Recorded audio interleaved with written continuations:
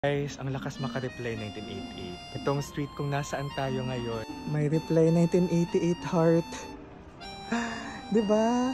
Yung reply 1988, all-time favorite na K-drama. Meron doong supermarket, comic store, barbershop, cafe, photo booth.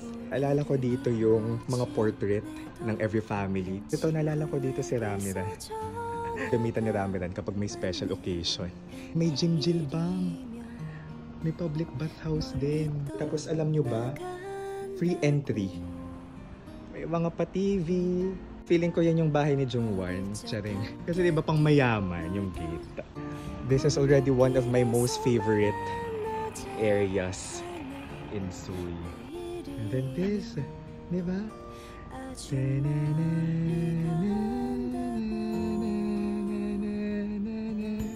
Ganun yung feels dito.